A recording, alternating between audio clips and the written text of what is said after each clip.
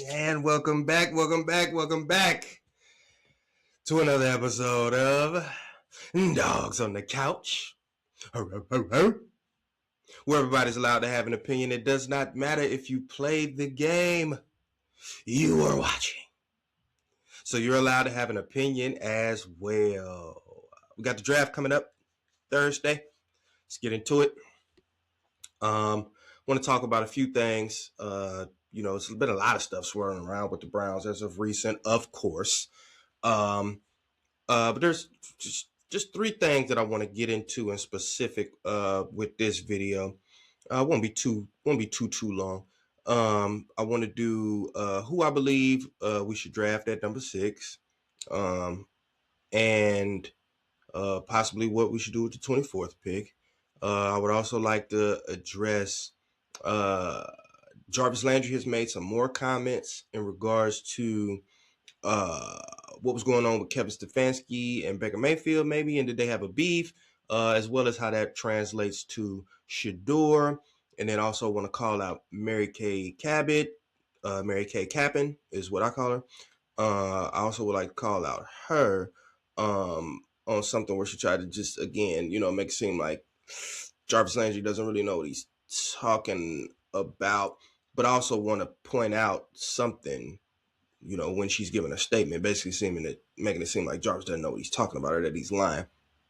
So it's something interesting in her making those comments or whatever that I would just like to point out. Other people have pointed it out already as well, but clearly I got to give my iteration of it. And last but not least, some interesting comments that I heard from Todd Monken in an interview that he did, I believe, with ESPN, if I'm not mistaken.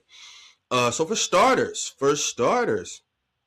how about we get into Mary Kay Cabot, if you will. So Mary Kay Cabot had yet another set of interesting comments in regards to, Jarvis Landry and how she may have felt about Jarvis Landry and what he had to say and his ideologies or opinions of whatever may have transpired with Kevin Stefanski as, the coach, or if he had given up play calling, because Mary Kay Cabot was under the firm belief that, Jarvis was lying about Stefanski giving up the play calling back then. And she believes that if Kevin gave up the play calling, that Kevin would have just came out and said that he gave up the play calling. That Kevin's not going to do anything.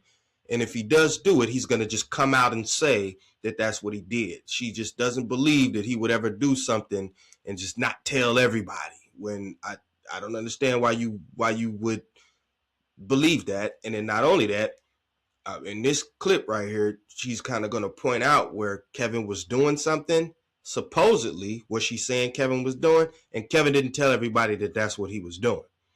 So if Kevin could do that and not tell everybody that that's what he's doing, how come he couldn't give up the play call and then not tell everybody else? Well, let's just hear really quickly what it is that Mary Kay Cabot has to say in specific, to Jarvis Landry and how she feels. Was able to go out there and start those games and function really well. We know for a fact, not revealed by Kevin, but first revealed by Myles Garrett, that every morning Kevin Stefanski was in that office working with Shador Sanders really hard on film and going over things. Just to see so many people out there continue to say that he sabotaged Shador, I can tell you that there are coaches who have left here since that time that that they don't appreciate hearing those kinds of things either. Unfortunately, this is one of those. So really quickly, by her own admittance, Kevin didn't tell anyone that he was, meeting every morning with Shador in the room or going over film and all that other stuff. Kevin didn't tell anyone. Myles Garrett had to leak that information. So here we have proof, documented proof of Kevin doing something behind the scenes and not telling everybody. So chances are there is a possibility he could have gave up play calling and just not told anyone. I mean, if we just being honest, especially at that time that Jarvis is speaking of, that really isn't the time to come out and let everybody know that you're giving up play calling. Because again, one of the major reasons that you were hired and brought here is because you're supposed to be, this forward thinking offensive mind. So you can't go from forward thinking offensive mind to telling everybody, yeah, I hurried up, gave up play calling. You can't really do that. Okay, like you can't really do that. So Mary Kay, I understand, because this is the main thing that I wanted to point out about that. She going out her way to talk about there are coaches who have left here that they're not happy about people saying that. Well, first of all, Mary Kay, I thought you covered the Browns. That's what I thought. I thought you covered the Cleveland Browns. So if you cover the Cleveland Browns, the only coaches that you need to be talking to is the ones that's here currently. Why is you still talking to coaches that don't coach here no more? That done left here and went other places? What you talking to them for? How is that helping you do your job as a Browns reporter by talking to coaches that don't coach for the Browns anymore? How's that helping you as a Browns? How's that helping you disseminate proper information on the Browns to the Browns fans? When you clearly have time to spend talking to coaches that coach other teams that aren't the Browns. So for the life of me, why? The only reason that I can think of that you would still constantly be talking to coaches that don't coach here anymore, and I'm pretty, you didn't say Stefanski's name, but I'm pretty darn sure he's one of them. Why are you still talking to Stefanski again? What you still talking to him for? To get his opinion on whether he likes if Jarvis Landry is saying this about him or not. What you talking to him about that for? Not only that, what is Kevin talking to you about that for? Don't Kevin coach the Atlanta Falcons? Shouldn't he be worried about getting Michael Penix and Tua Tagovailoa up to speed on his one read on his trash offense? Shouldn't he be more concerned about that than talking to you about if Jarvis Landry is telling the truth and, if he likes the fact that Jarvis is saying this stuff about him or not? Or if he likes the fact that people are saying this stuff about him or not?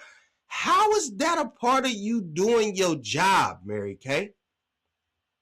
What it seems like to me is just you're so used to getting all your information from Kevin, which means you don't really have to do your job. You could just call Kevin and just ask Kevin, hey, what should I say?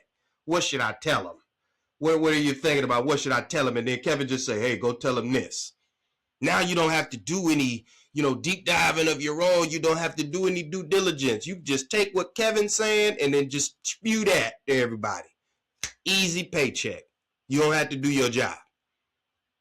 So I found that ironic that you're still, for some odd reason, speaking with coaches who no longer coach for the Cleveland Browns. Listen here, if you that concerned about the coaches that no longer coach for the Cleveland Browns, then go be a reporter for whatever team they work for. But as of now, your ties with them should be cut. The only coaches you should be talking to is Todd Monken and whoever else is on his staff. Them other coaches, what do they have to do? What could they possibly know about what's going on with the Browns right now? Because see, what was going on with the Browns when Kevin Stefanski was there, that's long gone. I know you mad that it's long gone and, you just, oh my God, oh, woe is us, and we don't know what to do now that Kevin's gone. Oh my Lord, Monken is going to be terrible and he's only going to have 1 year, then he's not going to be here no more. I know that's what y'all want. That's what you're thinking. But respectfully, if you report for the Browns, stick with talking to people who are currently coaching for the Browns, not people who coaching for the Falcons. And if you do want to talk to them, then just go down there and report for the Falcons. Just go do that. Okay? Now, to get into the next part, Jarvis Landry was at, this is courtesy of the podcast with Debo Samuel and Joe Hayden. They were kind of asking Jarvis Landry to maybe get some insight about the quote unquote beef, if there was or if there wasn't one, between Kevin Stefanski and Baker Mayfield. So let's just take a listen to what, Jarvis has to say about that. I mean, Jarvis was actually in these locker rooms. Mary Kay Cabot was not, you know what I mean? Jarvis is in the huddles, because these reporters and stuff, if I'm not mistaken, I don't know how it was previous seasons, but this past season, they weren't even allowed at practice. Like, they could do stuff before practice and after practice, but during practice, they're not there. They can't see what's going on. They don't know what's going on. They don't know because they're not there. Okay? So, you know what I mean? I'm going to take the word from somebody who's actually there, who actually was in the huddles and at the practices and playing in the games and all that stuff. I'm going to go with what he's saying. So let's just listen to what Jarvis Landry had to say about if there was a beef and whatever, between Kevin Stefanski and Baker Mayfield and what he felt about it. Situation. Why do you think that ain't work out? What was the deal? Man, I don't think it was beef, man. I just think it was more of like, and I said this when Shador went there, with Kevin Stefanski. And again, people think that I'm bashing Kevin Stefanski and all that stuff, and I'm not trying to bash Kevin Stefanski. I'm really just calling it how I internally saw it, right, and try to have like my interpretation, right, like. The quarterback development in Cleveland just wasn't there. And I felt that way about Shador as well. Like, there's situations where I'm just like, damn, man. Like, we could have better conversations. We could be watching more film together. Things like that, right? Like, and it was weird. Yeah. Let's just say that. Let's say that. You know what I'm saying? I can show you. I'll send y'all a text after I'm finished with when I texted my homie about the Shador going to Cleveland thing. Literally, what I said word by word, because I think he's a great player. I think Shador's a great player, but I do think he needs coaching, right? I think he can't just rely on his talent anymore, right? He needs somebody to help him develop and understand how the game work, how the process work. Go ahead, Debo. I'm sorry. That's the big thing that a lot. And Debo actually goes on to talk about how even if you're not a rookie, you could be a player who's in his 7th, 8th year. Debo goes on to talk about how, as a coach, even if I'm in my 7th or 8th year, I should still be able to get nuggets of information from you. So even though I've seen a lot and I've experienced a lot but you as a coach, I still should be able to come to you and get some type of nuggets of information from you that'll help me on the football field. It's your job as a coach, man. I mean, I don't understand. Not only that, Jarvis put it. I found it interesting when he used the term weird. You know what I'm saying? But you can hear Jarvis saying like, "Hey, I ain't just necessarily. I'm not trying to bash Kevin Stefanski. I'm just telling you what I experienced. That's all I'm telling you." So see. It's cool when Mary Kay Cabot want to tell you what she experienced. It's cool when Joe Batonio want to tell you what he experiences. But when you got all these other players, Baker Mayfield, Jarvis Landry, Odell Beckham, I think it was Shelby Richardson, just all these different people telling you we can't believe them because they lying. But these other people who I have sources and we don't know who the sources are. You don't never want to say that about it. You don't want to bring it to the forefront, but we just supposed to believe you. Just supposed to believe you. But here we got a verified source, Jarvis Landry, on the team, in the locker room, in the huddles, verified source. But, oh, no, we're not supposed to believe him, though. Jarvis just flat out said he felt like the quarterback development was non-existent. Like that's precisely what he said. He said he felt like the quarterback development just wasn't there. It's non-existent. And again, Debo, and you know what? Matter of fact, let me let Debo say, because Debo himself says what I've been saying about Kevin Stefanski and his style of coaching. What I've been saying on this channel for a really long time. Let me let him get this part off right quick. Thing that a lot of coaches, head coaches, I'll say a lot of head coaches don't realize, especially guys that just want to run things by themselves their way no matter what, and they just put people in position that's just going to run with whatever it is they say. You got to have somebody at every position that you hire that can actually develop your talent. I don't care. That's like I've been saying that on this channel forever. I'm like, Kevin has this thing where it's just run my system. I don't care what you good at. I don't care what you like. None of that. My system. My system is what makes stuff good. And then if I got a player that don't want to buy into my system, well, I'm no longer engaged with them. I don't want to develop them. And in fact, I want to get them out of here and have them replaced by someone who would just shut up and run my system. And I don't understand. Debo and as well as a number of other players are telling you how that is not successful. You can't be successful with that, especially when we're talking about young players. The job for young players is always going to be to develop them. That's always going to be first and foremost with young players, developing them. That's the most important thing. And transitioning, let's make our segue. Ironically, I feel like that's that's one of the reasons that Todd Monken is the actual coach as of right now. Because when you hear him speak about development, he takes ownership, he takes leadership, he stands in front of it. And he's not secretive about anything either. He's going to tell you like it is, straightforward. He's been doing that in every interview he's had. That man is telling you exactly how it is. He even goes as far as to say, if the players don't get developed, that's my fault. That's on me. That's my fault. Okay?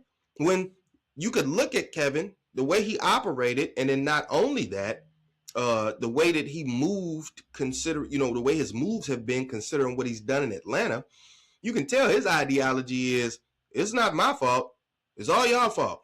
Y'all wasn't running my system the right way. You didn't get me, you didn't get me you didn't get me the right players, even though we got you Dylan Gabriel and we got you Joe Flacco.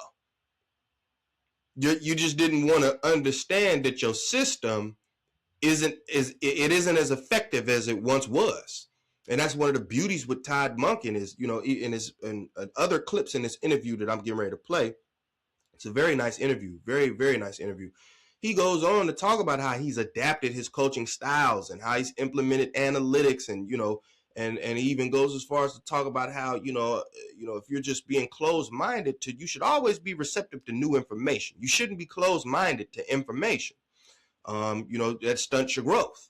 You know what I mean? So again, if somebody trying to come to you like, hey, coach, maybe if we could do this or whatever, maybe it might work out a little bit better. And Kevin, like, I'm gonna get out of here, run my system. It's like, well, nah, man, you could at least hear somebody out. Ultimately, you got the final say so, but at least hear somebody out. Like, at least be able to do that. So in a lot of ways, it's like, Kevin, you're not relatable. You're not relatable to the players or personable with the players. And not only that, it's like they can't even come talk to you about anything. Not even football stuff. I can't even come talk to you like, well, hey, man, what about maybe running some of this type of stuff? Oh, no, run my playbook. That's all we do. It's my playbook. And if you don't run my playbook, I don't like it. You know what I'm saying? Like, I don't get it. And so here we're gonna listen. Let's listen to Todd Monken. And he's kind of asked basically, what would you say that, would be the major difference in how the Browns look this upcoming season as opposed to how they look this, in the past season. And again, Monken has to be, careful with his words and what he's saying and how he gets his point across and everything like that. Because like I say, it's a player's code and it's a coach's code. You very rarely hear players down talk other players because they don't want to mess up their money and you want to stay in a circle. Same thing with coaches. About down talk another coach out in public, it's our rule. You know what I mean? I don't want to mess up another coach getting his money. Not only that, who's to say that I might not end up being on that guy's staff one day? You know what I mean? And then he go back see this clip of me and be like, nah, I don't want Buddy on my staff. So you kind of gotta pick and choose and just be very concise with your with your verbiage. But yet he still gives a straightforward, a very straightforward answer. So I want to listen to what Todd Monken had to say about, how he feels like the team will look different this upcoming season as opposed to the past season. And I want to say why I feel like that was, that's interesting, and I actually think it's great. 2026 Browns going to look like? I know that's a hard question to answer. Well, it's like I said, I mean, obviously, as I really it kind of falls into what I said earlier, which is more along the lines of your physicality, your effort, and your execution pop off the tape, because that has nothing to do with what scheme you run. That's just a core principle of, like, the way I like to say it is, as much as I love winning and I hate losing, I despise football. Like, absolutely despise that it doesn't look like you want it to look like. Like, where it's just like you got 10 on the field, you got 12, you're up against the clock, you don't have the effort that you look for. It doesn't even look like you've practiced. Sorry, you can bleep that out. But it's like, no, we're good here. But it's like, there's nothing worse than that, than having it, because it's a reflection of you. That is you out there. I said that, and I stole it. So, and he actually has a little bit more, but that was the main part that I wanted to focus on, that I found to be very interesting, and I love it. A lot of people they're just caught up in the cussing, you know what I mean? Because you go from Kevin, who, as soon as he got to Atlanta, he asked them for permission to curse. And then you got Todd Monken. Now we got Todd Monken. We go from a guy who won't curse, and if he does, he has to ask you permission, to a guy that's been dropping. Todd Monken been dropping them F-bombs, and he been crapping it up. He been going hard ever since he paused. He been going hard, ever since he's become the coach. He been dropping them swears. He been dropping them curses. You know what I'm saying? And, I'm not so caught up in the cussing aspect, but I just think that he's authentic. Like, I just think that he is who he is, and that's how he talk. I think he's just authentic. I think that's just who he is. And so it was very interesting to hear him say, like, as much as he loved to win, as much as he despised losing, again, he was asked about the difference between how the team should look this year compared to how it looked last year. He was just like, man, the execution, the effort, you know what I'm saying? This stuff should pop off the tape. He says this don't have nothing to do with a scheme. And then he goes on to talk about how, just he despises, he used it a different word, but I'm going to use the word crappy. He despises crappy football. And you could tell that he don't like it, because he got worked up just thinking about it. He like, it doesn't even effing look like you practiced. And then he closed it by saying, that's a reflection of you out there. That's a reflection of yourself. That's why it bothers him so much. Well, respectfully, I think Kevin Stefanski was the exact opposite. I don't think Kevin felt like that was a representation of himself. I felt like Kevin tried to separate himself from what was on the field, saying, well, look, I don't have anything to do with that because the players is too crappy.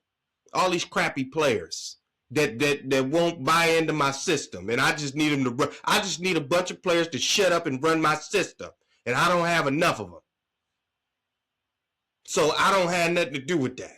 And it seems like Todd Monken is the exact opposite. Like, hey, look, no matter what players I got here, you know, it don't make a difference what players they are. I'm finna try to find out what you're good at, and then I'm finna put you in advantageous positions.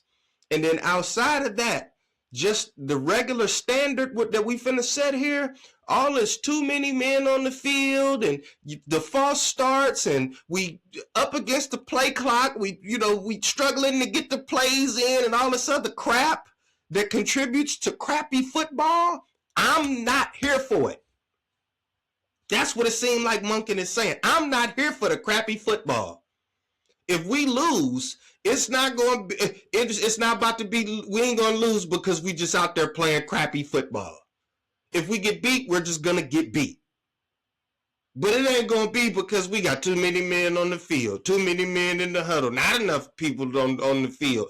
False starts, illegal shift, illegal man downfield. Like, because our penalties were just endless, both pre and post snap. And again, like Monken was saying, that don't have anything to do with a scheme. That's coaching. That's a mentality. That's what's going on week to week in practice, man. Is there any kind of accountability? Is there any discipline, being installed, for these penalties and just brain farts that we're having out there on the football field? That's why I feel like Monken is the exact guy that you probably needed, man, to spearhead this, this new movement that you're trying to put out here. Because again, I'm on record in the beginning when I heard Todd Monken, I was like, what are we doing? What is this? Todd Monken? What are we doing? And then the more I listen to the guy and what his philosophy is and, what he thinks and the direction that he's trying to head in, what he feels is important, what he may feel like is not so important, I'm just, I'm bought in. He made me a believer. So my thing is this, he deserves the shot. That's my only thing. He deserves the shot at it. I believe that everything that he's saying, if he does that, I believe you'll find some form of success. Last but not least, draft coming up here Thursday. This will probably be the quickest portion of the video. I am a firm believer in you need a wide receiver. And not just any wide receiver. You need a guy. You need a dude. You need one of them ones. And for me, that one is Carnell Tate.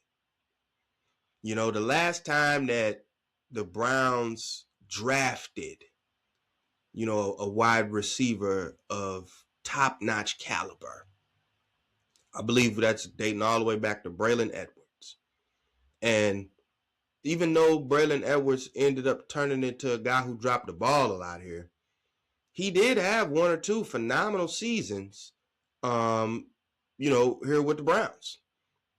Because there was a time where it was him, I believe it was him, Joe Jaravicious maybe, and Kellen Winslow Jr. I know it was him and Kellen Winslow Jr. for sure. I struggle remembering who the third receiver was. I think it was Joe Jaravicious. But he did put together a couple decent seasons, here. Like, even with, I think Brandon Whedon was the quarterback one of those years. And he put together a couple, one or two decent seasons here. And again, we had, Brandon Whedon, even though I think that year we didn't make the playoffs, we still had I think we had 10 wins, if I'm not mistaken. Even though we didn't end up making the playoffs or whatever. So, for me, wide receiver is a position that has been neglected by the Cleveland Browns for many years. And the new resurgence factor for teams, in recent years, has kind of been the quarterback wide receiver combo. I mean, Joe Burrow and Jamar Chase took the Bengals to a Super Bowl with no offensive line. But when you got a guy that can throw and you got a guy that he can throw too, that kind of solves a lot of problems sometimes, man. So again, for me, why not address what I feel like is the biggest elephant in the room? Instead of trying to get, because the only other receivers that we've got them through trade. So for me, why don't you draft a guy? Draft a guy, man, so that way he can be here for a while. Draft you a guy. Especially, and you got a chance to get one from wide receiver U, which is Ohio State, which the Browns, for some reason, for many, many years, just didn't like Ohio State players. I'm surprised they took Quinshon Judkins. For many, many years, we would just avoid Ohio State players. It's like they right in the backyard. Like, what is we avoiding them for? We should be picking more of them than any other team should be picking them. So at 6, I'm of the wide receiver spiel, and I prefer Carnell Tate over Tyson. even though I love Jordan Tyson's brother, Jalen Tyson, I'm getting ready to make a Cavs video here in just a sec, right after this one. Even though I really like his brother, to me he would be the second option. Just strictly based on the injury, the injury aspect, man. You kind of prefer a guy to have fewer injuries if possible. I believe Tyson is viewed as a bit more dynamic with the ball, as well as maybe a tad faster, a tad more of a speedster than Carnell Tate is. But I just feel like Carnell Tate is a true number one. And not only that, he's not a small wide receiver. Like, I feel like we got to get away from the small wide receiver thing. We need guys that's like 6'2" or better. Like at least just one. You need one of those guys that's like a 6'2" or better. You know what I mean? Nice big target, runs great routes, gets open, catches the ball. Like to me it's a no-brainer. Help out whatever quarterback you are going to use. Help him out. Give him a nice target to be able to throw the ball to. That might in turn help Jerry Jeudy out as well. 24, go ahead and take you an offensive lineman. I actually wouldn't be mad if maybe Denzel Boston was there at 24. I also wouldn't be mad if you got 2 wide receivers, and then I wouldn't be mad at that either. For me, I feel like wide receiver should be that should be what you're going for, in my personal opinion. Wide receiver first, I prefer Carnell Tate, and then at 24, go ahead and get you a lineman. Go ahead and get you a tackle. Whatever the best tackle is left on the board, go ahead and go for him. So that's my take. We'll see what happens this upcoming Thursday. And of course, once we get the news, we'll be back here to break down and dissect. Dogs on the couch, signing off.